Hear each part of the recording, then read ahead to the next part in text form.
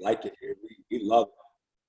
We love it at Las Cruces, and particularly at New Mexico State University. But, I've learned in this business that, if people have an interest, that the least you can do for yourself, your career, your family is to listen. Yeah. And, that doesn't mean that you're going to make the jump, but I think it's makes business sense to listen to what people have to say. Certainly appreciate the attention that, our programs receive because of winning. But at the end of the day, all I know is I woke up this morning feeling wonderful, feeling as good as I felt in a long, long time. And it felt great knowing that, this is our home. This is where we're going to be. Right. Chris, what was the process? I mean, when it came down to the whole thing, they reach out to you? Do you listen? And how deep did it get? Like, was this something that was close, or did you pull out before it got that close?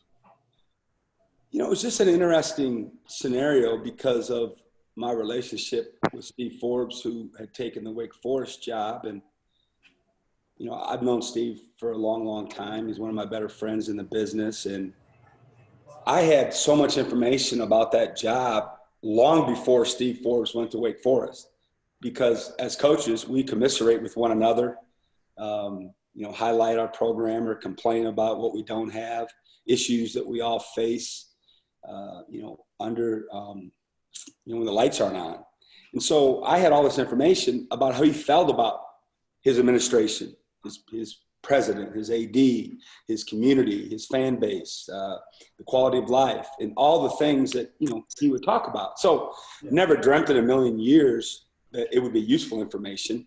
Even when he was going through the process of getting a Wake Forest job, it never dawned on me that, that I would be talking to them, once he pulled the trigger and decided to make the move to, Wake Forest University. And then, he actually reached out first and started the process with, hey, my president is interested in you, and blah, blah, blah, blah. And so kind of started from there. And then, I had some conversations with their leadership team. Certainly kept Mario abreast of everything from day one till it was completed. But, went through the process, and then we made a decision, Sherry and I, that, we were going to remove ourselves from their search. And I called their president and informed him that we were staying put, and certainly appreciated the interest. And, it was great getting to know him, but wished him all the luck in the world. But we were happy, and we were going to stay at New Mexico State.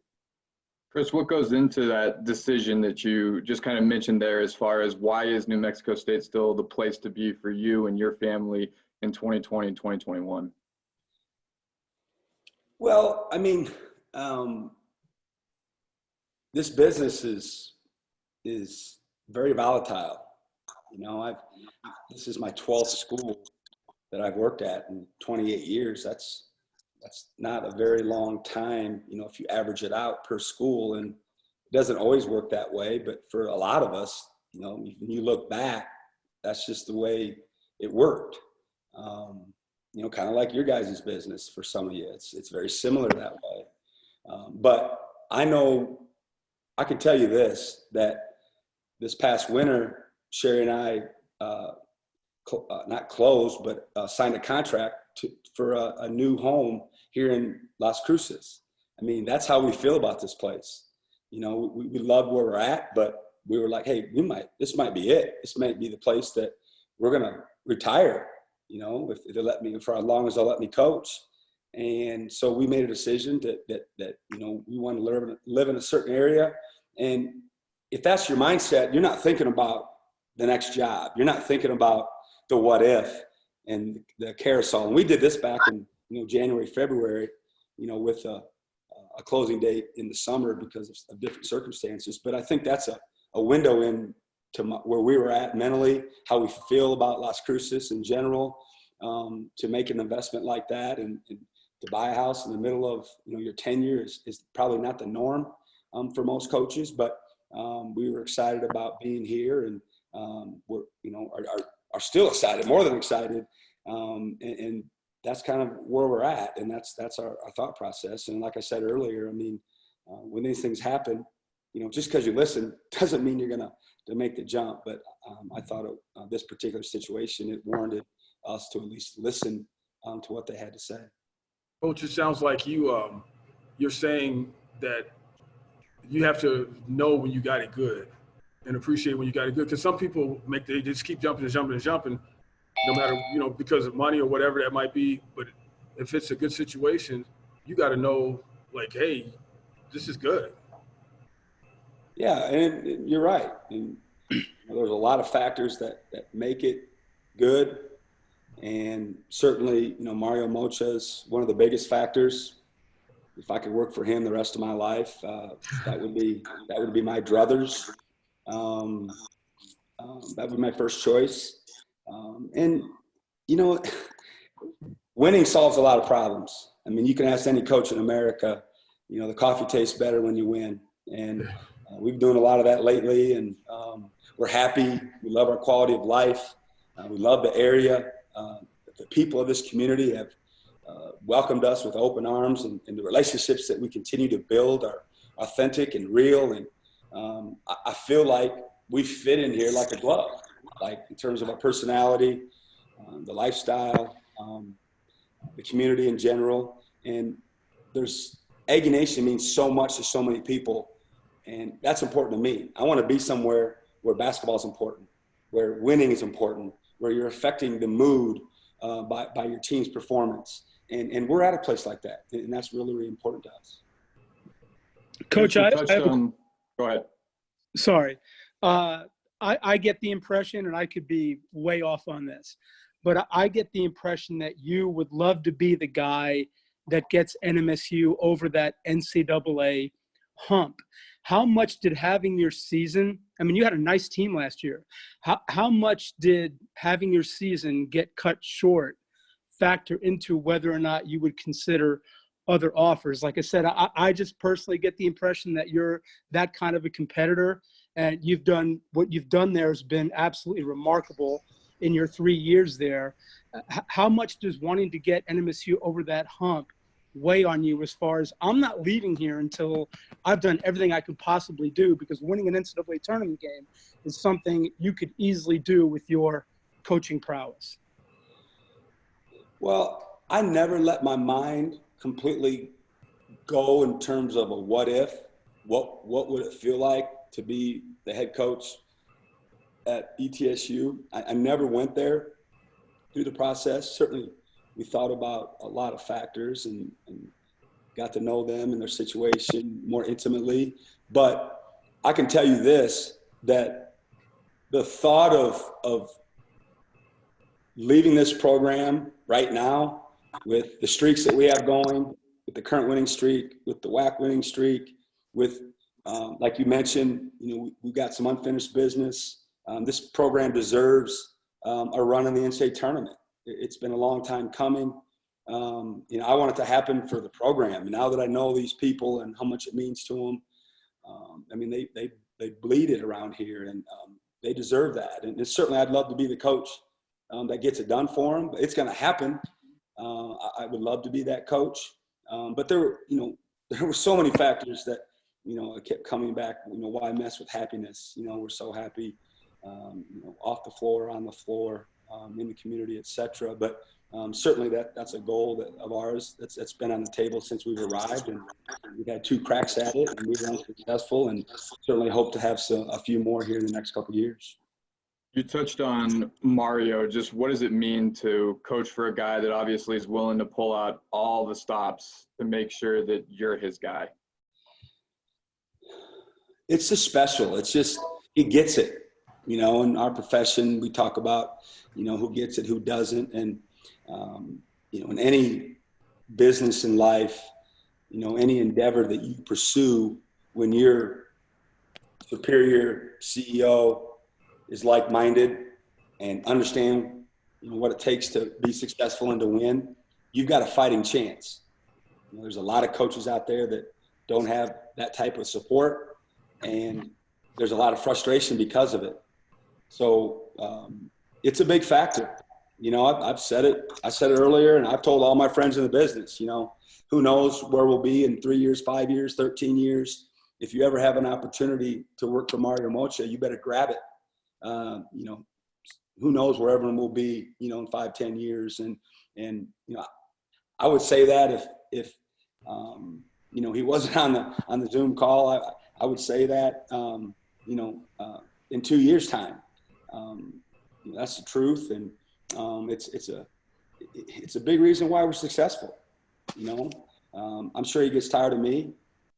I have a tendency to maybe overreact to a thing or two at times and get frustrated and want things done yesterday. And I'm sure he handles it very well. I'm sure there's many moments of rolling of his eyes when they shut the door and leave his office, like, really? You kidding me? But it's a big factor. And we're all very lucky. I told, you know, some close friends of mine in the last couple of days, I said, hey, this program can survive losing me. You know, they can't survive losing Mario Mocha. I said, he's the glue that makes things happen around here, and we're doing more with less, and that's hard to do in this world.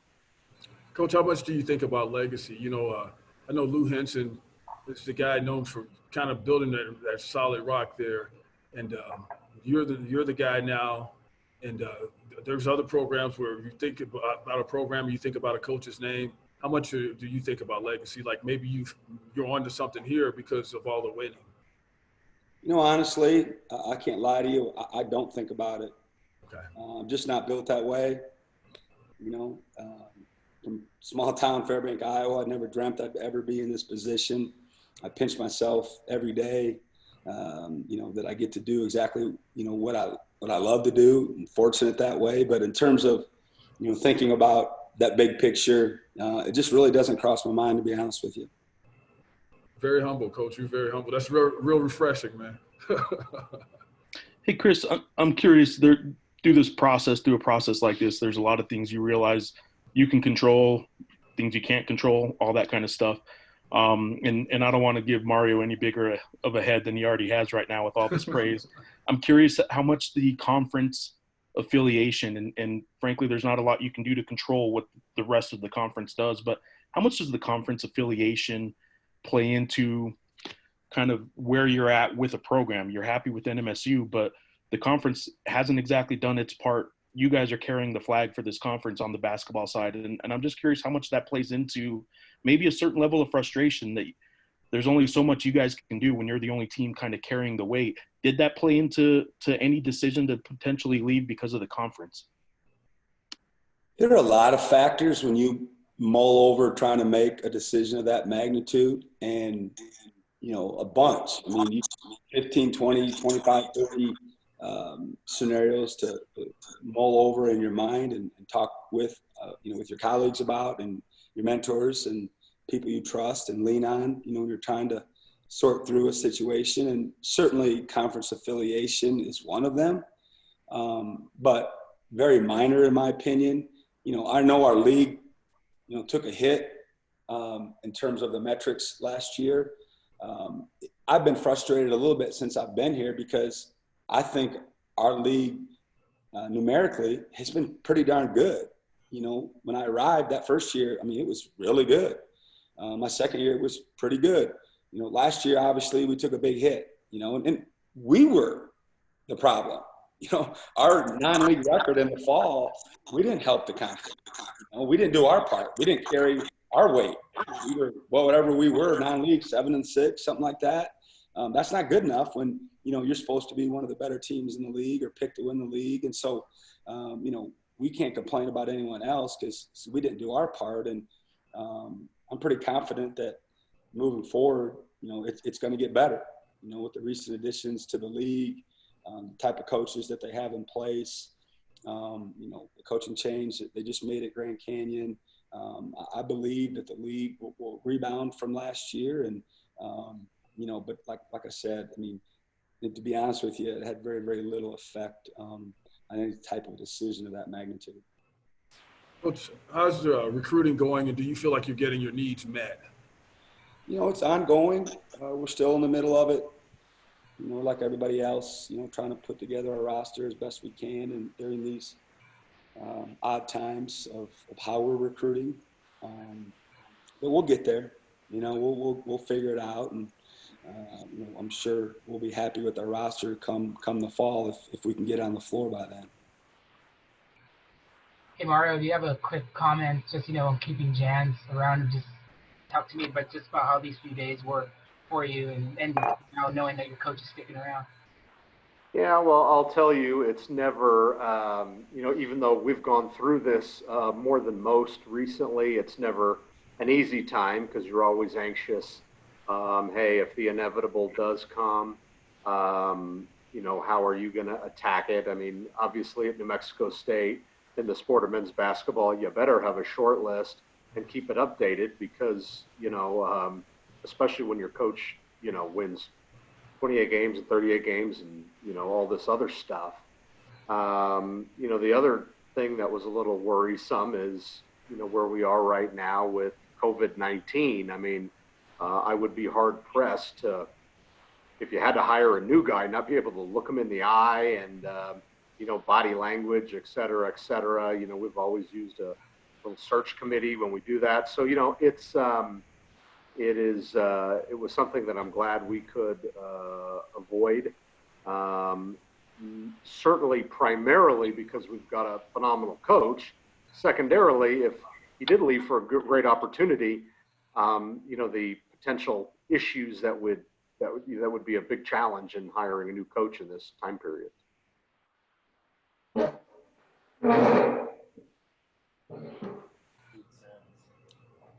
Chris, I have one more. Apologies if this has kind of already been addressed. I got in a little bit late, but you turn your hat around. You're not a Twins fan? Actually am, yes. Are you? Nice. Kirby's my guy. So I'm curious, you and Steve are both in a situation where Steve just got an ACC job. Your name is certainly out there for reasons that are that have to do with success as a coach. You two were on a staff not too long ago. You guys are good friends. Do you kind of sit back and you and Steve maybe together kind of enjoy the journey that both of you guys have been on from where you just were a few years ago for different reasons? Obviously, you guys have different stories, but you guys were both on an assistant coaching staff not that long ago. And I don't know if either of you thought in 2020 in May, we'd be having a conversation about you sit in a situation where people are courting you like they are after all the success, and Steve's now an ACC head coach. Any reflection on that? We usually give each other a hard time more than anything, to be honest with you. We don't talk in those manners, but I know I'm not going to be buying any more meals when we get back on the road. I know that. You're going to be picking up the tab, regardless of where we're at or how much it is. But I'm thrilled for him and his family. I've, like you said, I've known him for a long, long time.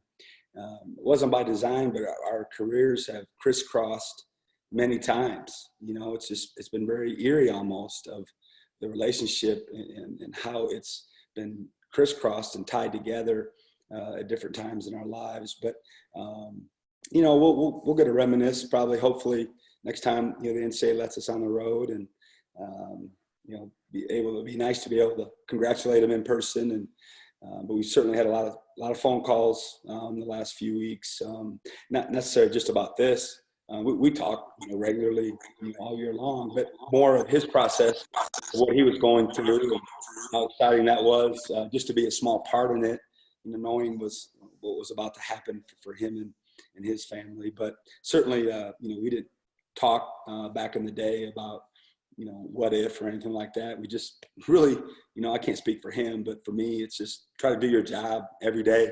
Wake up, give an honest day's effort, bring your lunch pail, try to make your program better.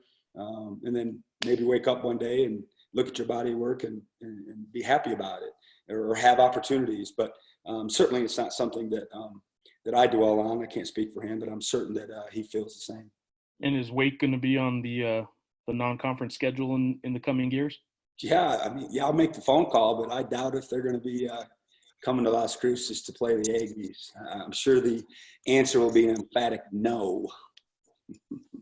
Coach, have you how far along are you on your schedule, and are there some teams that that have some pop that make people, oh, they're playing them? Not yet. Other than, the rivalry games, since I've been here, it's been a goal of mine to try to get those dates secured immediately because they're so important, at least for us.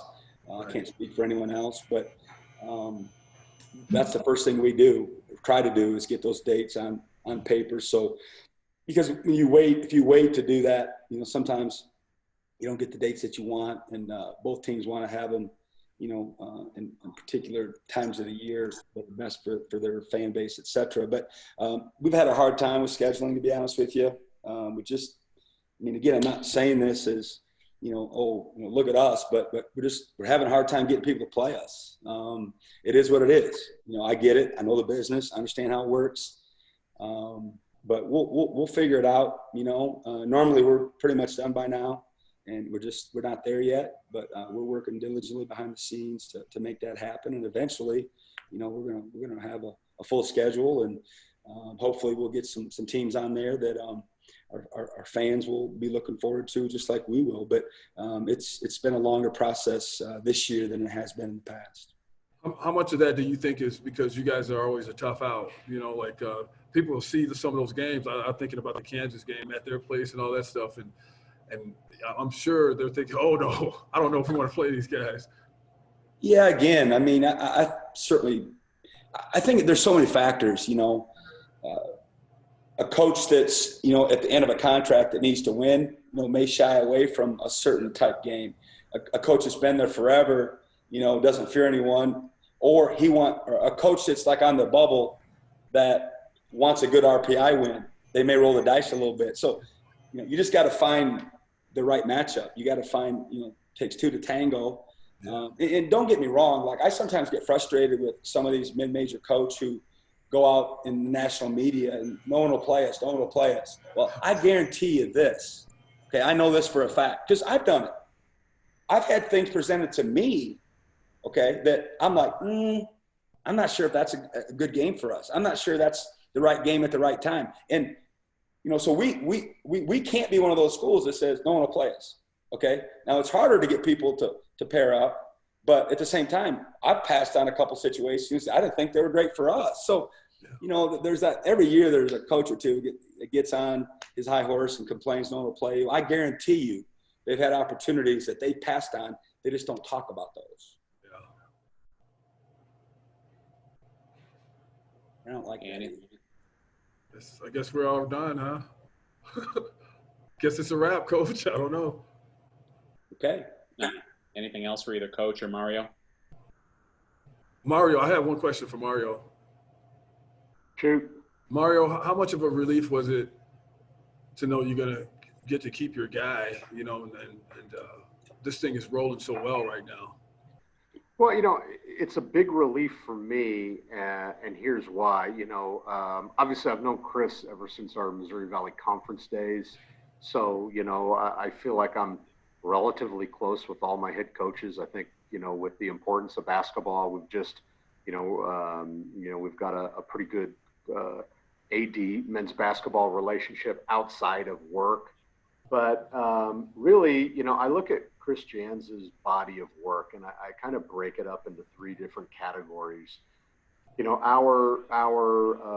you guys know we measure each other so much against UNM and UTEP because they're in our footprint. But, the decade before Chris Jans, we were 4-16 against UNM. And in his 3 years, we're 4-2.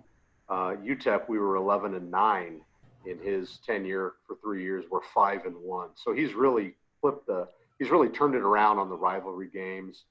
We had gone maybe, I want to say it was like 20 years before we beat a Power 5 team.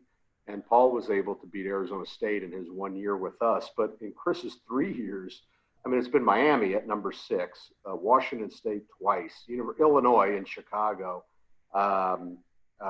Mississippi State, on the road. And then, last possession losses against Kansas and Auburn. Whenever we play a Power 5, for the most part, Arizona, we were injured and just trying to find ourselves. We're winning those games. And if we're not, it's the last possessions. That's a radical difference from what had happened here over 2 decades.